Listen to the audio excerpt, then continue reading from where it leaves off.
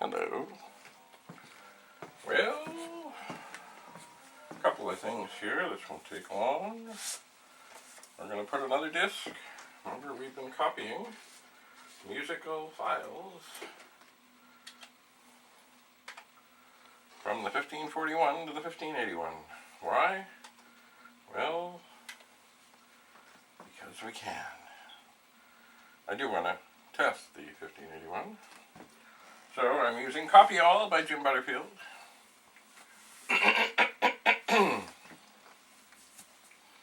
Perhaps not the fastest way, but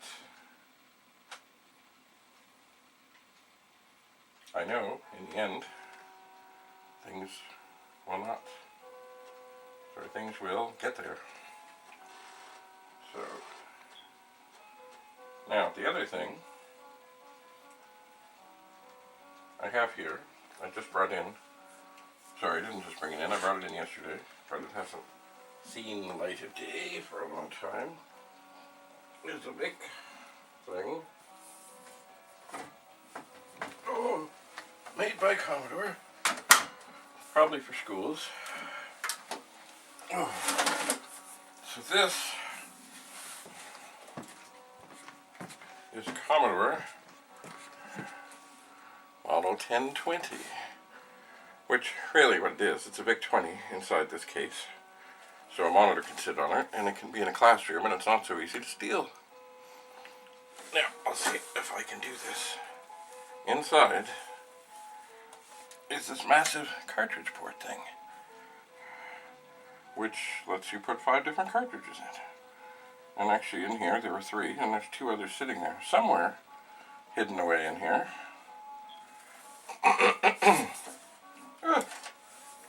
I'm bitten. Shit. Is, I believe, oh,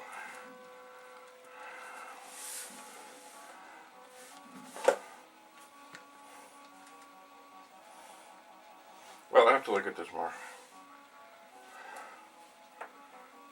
Oh yeah, I think you take your Vic-20 power supply, you plug it in here, and then this cord goes to the Vic-20. And I guess other power, or whatever it needs, is used inside for the multiple cartridge thing. So this Vic-20 especially needs a cleaning. But anyway, this has attained a suitable temperature to be examined. I know the last time I used it, perhaps 10 or more years ago,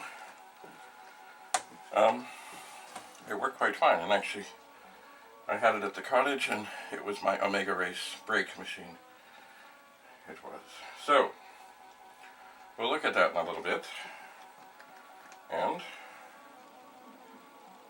the 1581 continues to copy. I'm sure by now, I'm sure, that it's probably onto the other side of the disc. I think this is the, well, hang on, let me go to my disc file here. I have copied 4 discs of Sid music.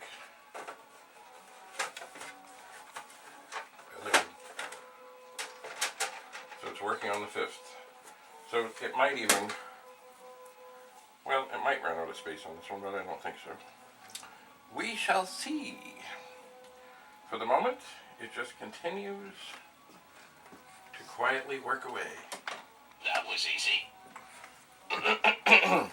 So stay tuned. We'll look at the Vic-20. Another thing, oh yes, there's also the 128 I brought in yesterday. I'm sure they have both reached suitable temperatures to be messed with. I also brought in, I think it's the bottom half of an 8050, and what appears to be an Amiga 2500 with various things in it, including, but not limited to, a video toaster. Now, is any of this going to work? Am I going to know right now? I don't know. That, probably I won't even think of plugging in until tomorrow. Probably.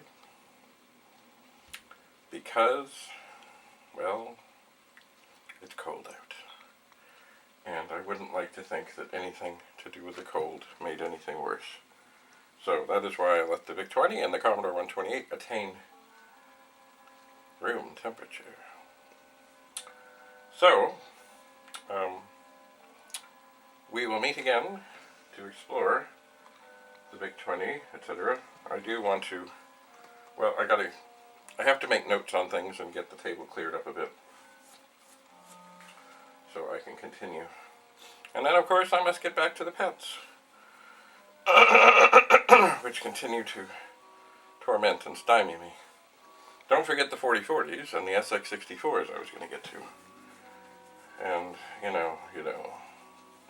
know. So, thank you for coming. We will meet again. Bye for now.